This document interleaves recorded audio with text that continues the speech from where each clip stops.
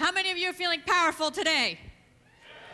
Yes. How many of you want more success? And less stress? We're in Vegas now, so your stress level is probably down a little bit.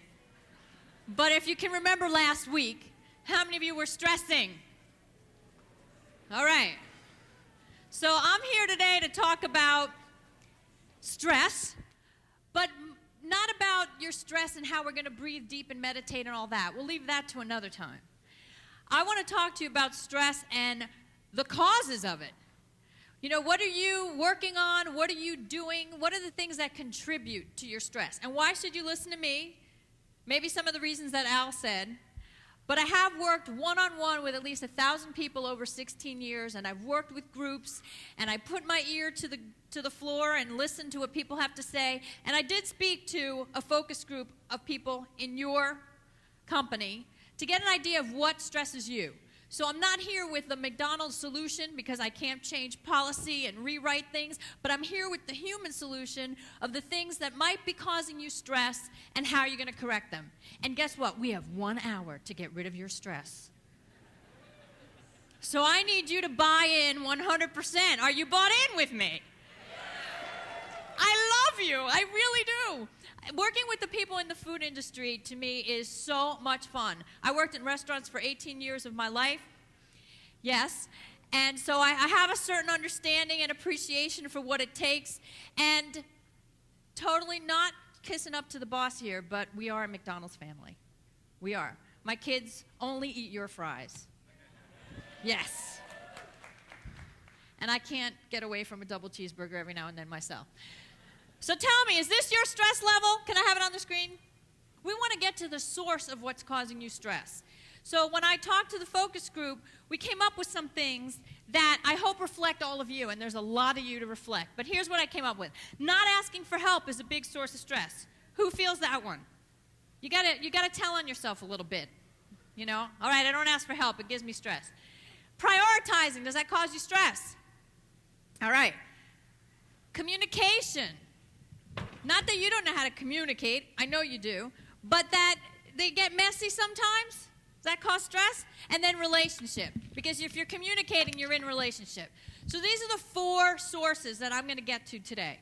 Let's look at these. Let's have some solutions. You have paperwork in front of you, because as a coach, I'm very attached to you getting it. I get to work one-on-one with people, so I'm 1 on 1,500 today. So focus on me.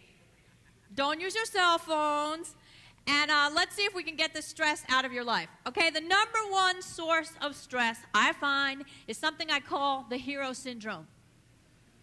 How many of you think, without me telling you what it is, you might have the hero syndrome? Come on.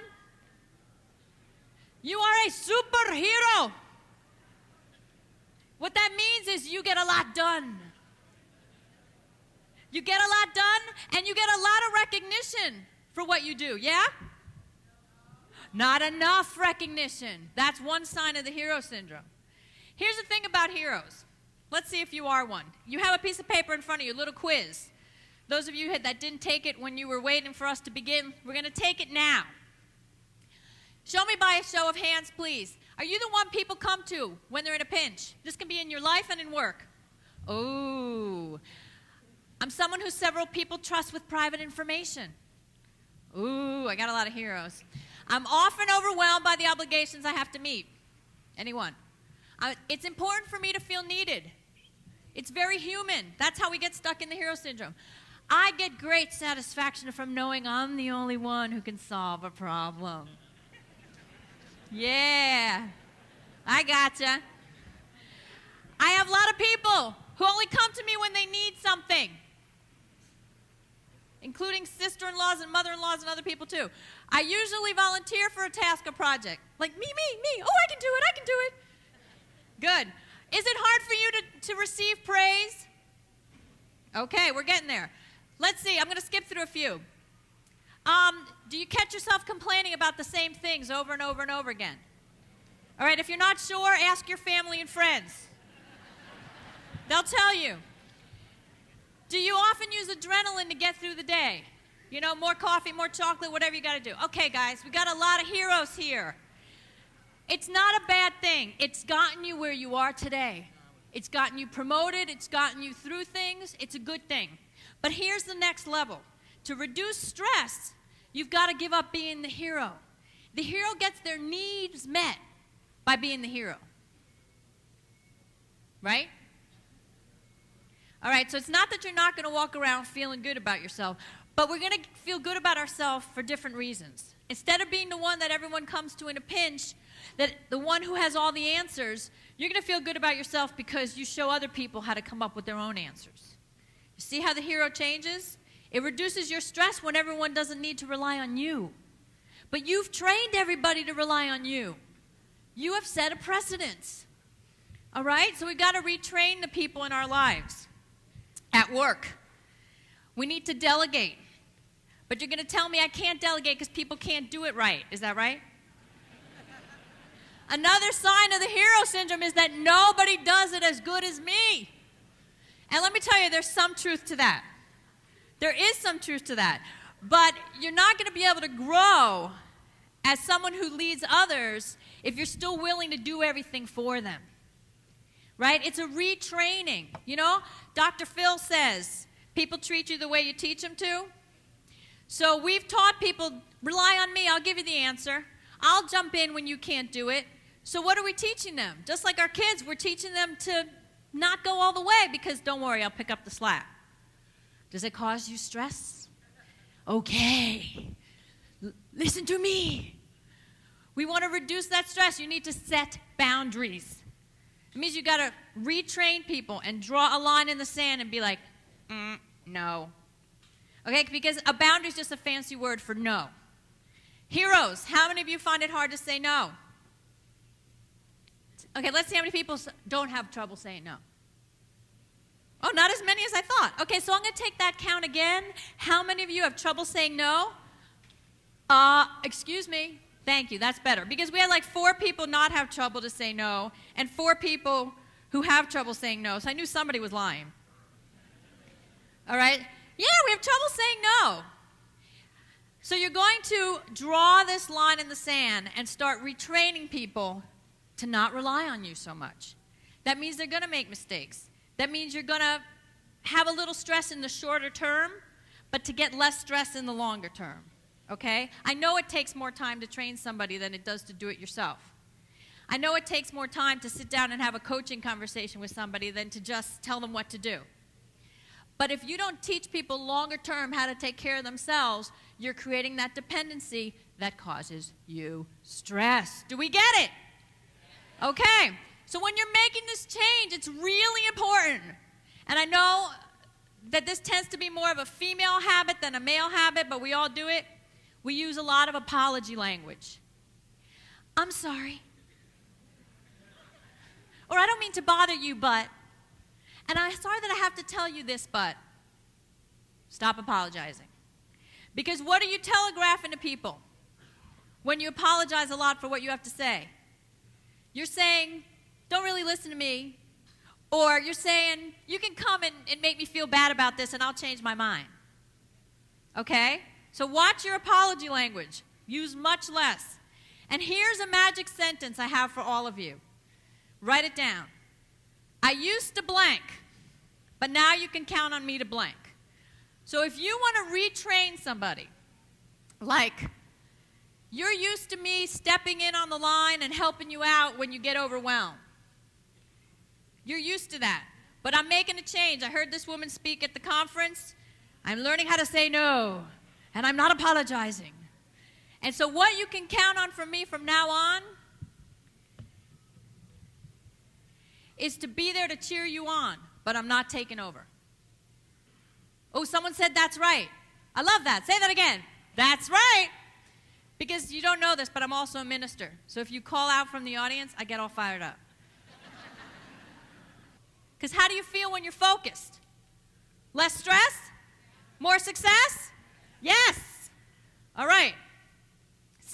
Source number 3. Communication and relationship.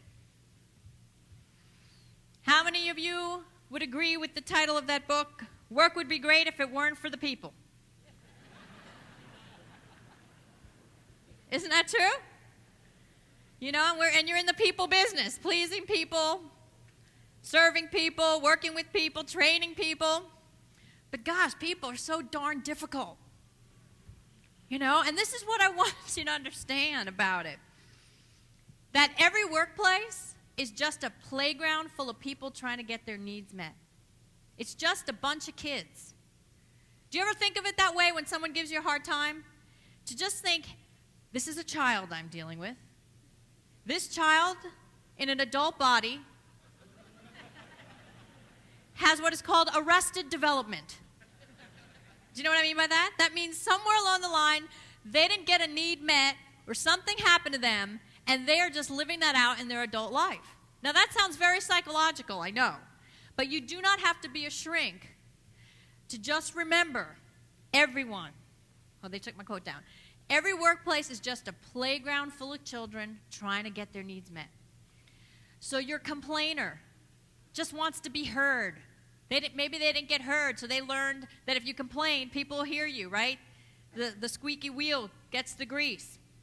Maybe you have somebody who's, I don't know, you give it to me. A crier? Oh, I'm so sorry. We've got a crier. But hey, I learned from the focus group that some of you cry in the freezer when you're frustrated. So.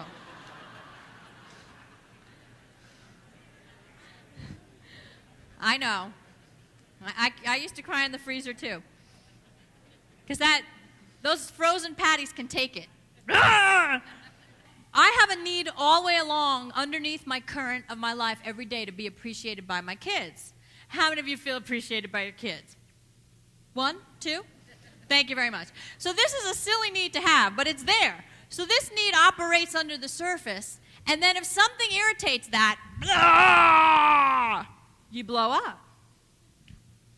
So if you're lacking something in your life, that's going to be a need that's going to show up in work. Or the people that you work with, okay? So, and what frustrates you about you? What frustrates you about the people you work with? If they don't give you respect, you might have a need for respect that's not getting met. Maybe you're not getting recognized. Maybe you're not getting credit. Those are the things that are causing you stress, aren't they? Now, if you can name your needs, here's the blessing in this. Let's say you have a need for appreciation and you don't get it. You can't spend your whole day trying to get appreciation, but you can say, oh, I know why I'm in a bad mood. I don't feel appreciated. Then you can get over it. I hope. Right? Just, okay, fine, I don't feel appreciated. Move on. Get appreciated at home. But you got to recognize that your needs are going to come up at work. That's why there's stress, and you're bumping into other people's needs all day long. Didn't I say it's just a playground of people getting their needs met?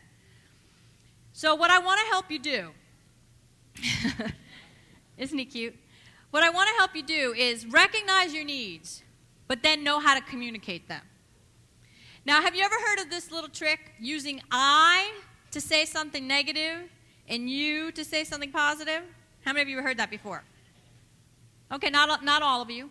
And those of you who have heard it before, how many of you remember to use it? 2, 3? Yes, yeah. Okay, because this is what happened. When you're mad or when your needs are not being met, you're agitated, we tend to say, you don't listen.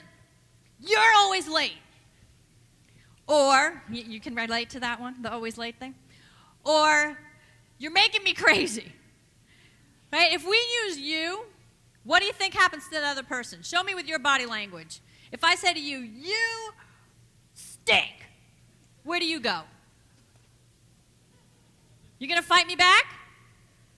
Right. Now, you may not say to somebody, you stink, but if you say, you're late again, where do they go? The self-righteousness in us comes up when we hear you with a negative one. If we hear you in a positive way, that's different. I'll talk about that in a minute. If you look at your 4th page, I think it is, or 5th, fourth page gives you some idea of needs, and this is homework for you. Please do it. If you want to reduce your stress, know what your needs are, try to look at other people, what need they're trying to get met, you will reduce your stress. So I'm jumping right over to the communication piece on page 5, I believe it is. There it is.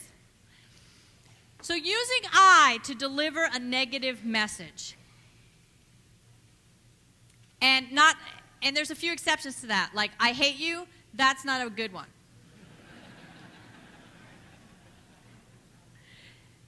But what I mean by that is you're upset with somebody, they're not doing what you want them to do, you've explained it to them a million times, and you might feel prone to say, you just don't listen. But you want to change that into an I message. Why? Because they can hear you better. Because it's about you instead of them. Now, that doesn't make your difficult person that you work with more willing to help you out of your problem. But it will open up communication in a way where using a you are always late, or you don't listen, or you don't get it, goodbye communication. You're not going to get what you want out of this person. But if you say, instead of you don't listen, try, I am frustrated that we are going over this again. They still know that you have a problem with them, but you're still in the game with the conversation. Because once you end that conversation with a negative you message, they've checked out. You're not going to get any change out of this person. Instead of saying, you're lying, which you may or may not do, I don't like it when I'm not told the truth. And it doesn't matter if you're right or not. You're saying, I don't like it when I don't hear the truth. You have a bad attitude. Instead, tell them what you need to see. I need enthusiasm from you. I don't need this. I need a smile on that face today. Right? Whatever the case may be. But look for all the places that, out of frustration or just out of habit, we say negative you statements. We want to say more I statements. Okay, I practiced with somebody in the front row, and she has someone who is always negative.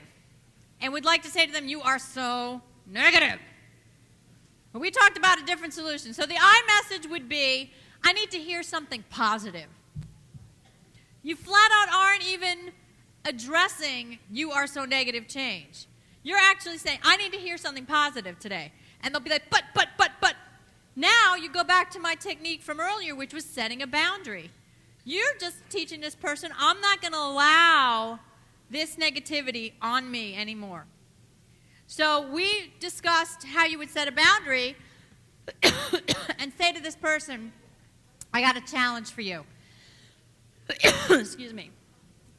The next time you want to say something negative, I challenge you to come to me once you've thought it out and you have a request for me, something you want to request, I'd like to see XYZ, or you've already come up with a solution and you're coming to me to share it. Do they hate you? Maybe. But you've done nothing to harm or to reduce this person's self-esteem in any way. You're actually challenging them to step up to the plate.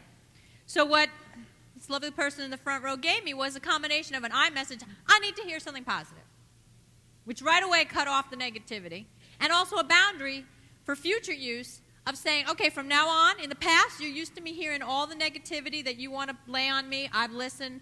I've heard it. Now I want to see some changes. Moving forward, this is what I'm going to ask you to do.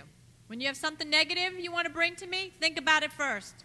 And come to me with a solution or part of a solution, or come to me with a request.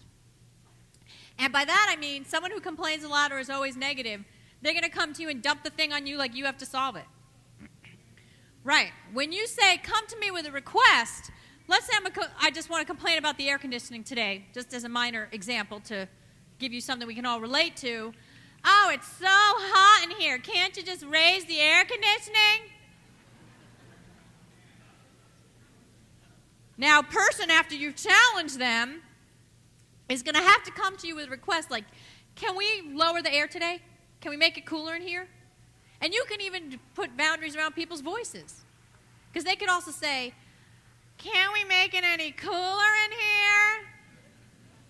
Now, let me hear something positive. Can you turn that into a positive?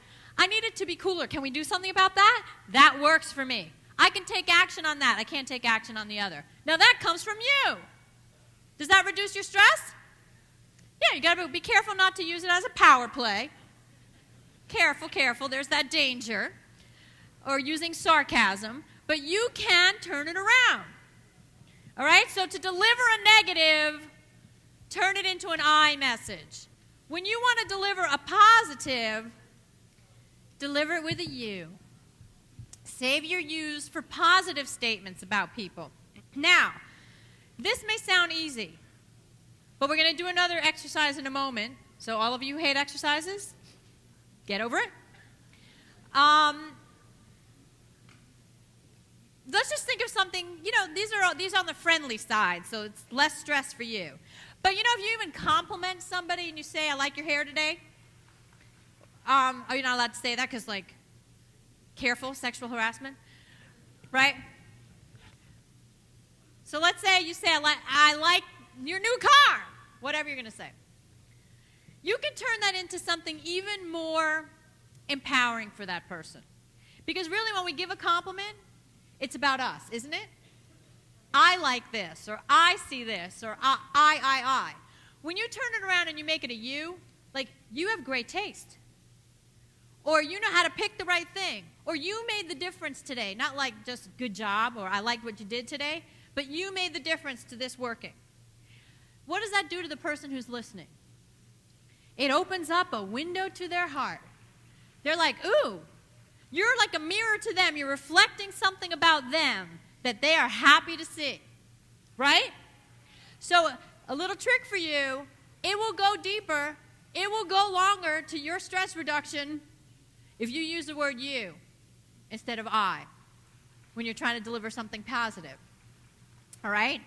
So I want you to turn to the person next to you and look at something about them that you like.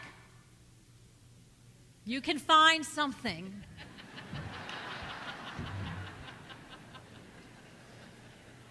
I know you can. You're people.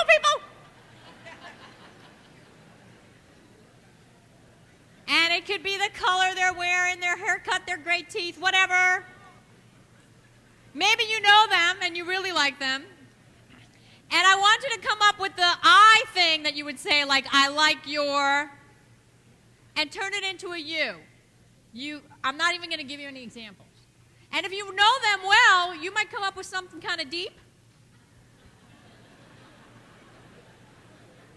If you don't know them so well, you can just turn on that really good person in you and find something really deep. So have a touchy-feely moment now, please, with the person next to you.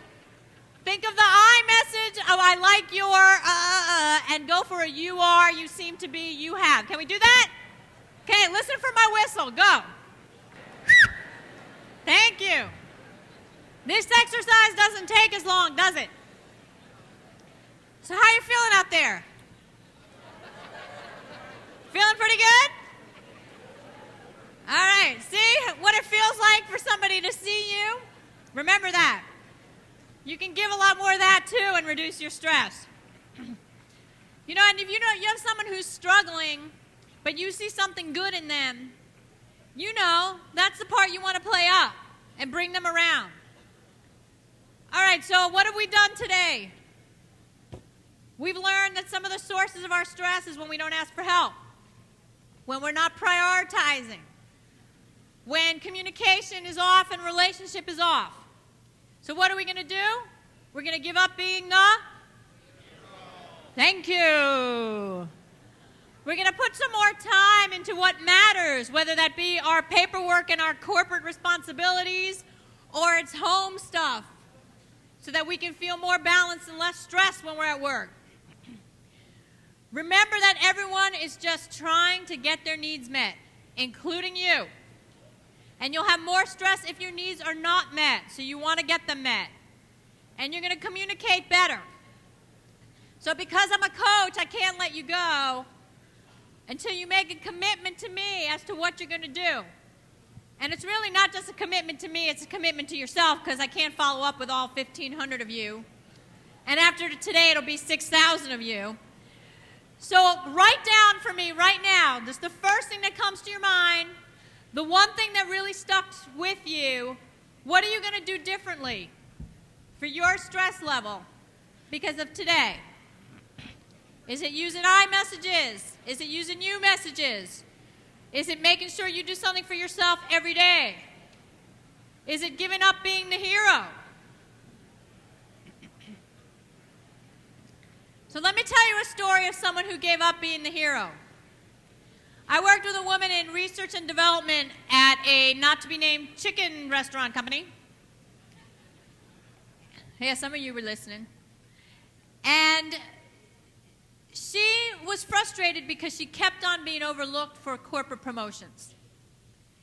And so she hired me as her coach because she couldn't understand why she did so much and she was so well liked. Why did she get passed over for the promotions a few times? Now, she had the hero syndrome. Heroes are well liked. Heroes do a lot. But is the hero doing what is going to matter? Now, she was in charge of the company picnic. She was in charge of the fire safety plan. She was in charge of a lot of things that made everyone like her because they didn't have to do it. But they had nothing to do with her job. So I asked her, what do you want to be known for in your field, in your job? And this question I ask of all of you. What do you want to be known for in the position that you hold, whether it's leading a team, outside, inside, in the field, wherever you are? And she said, I want to be known for creative and innovative ideas. Great. Back to that list that I showed you. How much of your time are you spending on coming up with creative ideas? Not much, because I'm busy with all those little things I'm trying to get out of the way.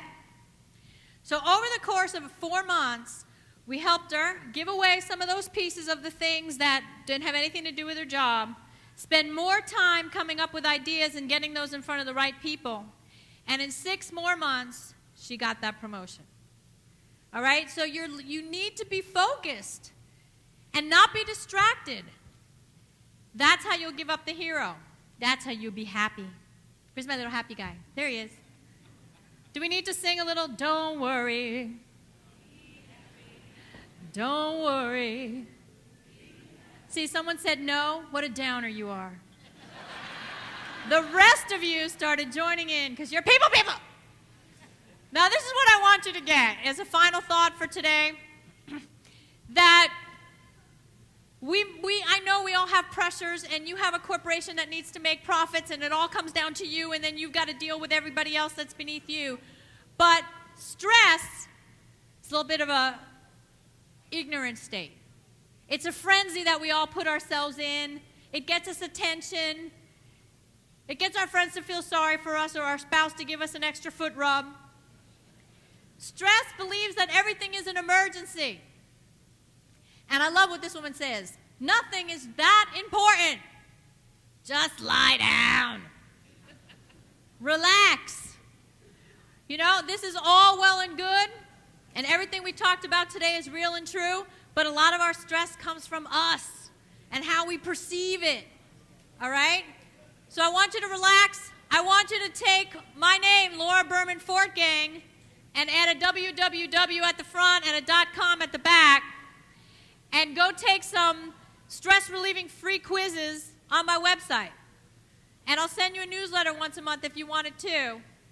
So I thank you for being here. I wish you less stress and more success. Have a great conference. Thank you very much.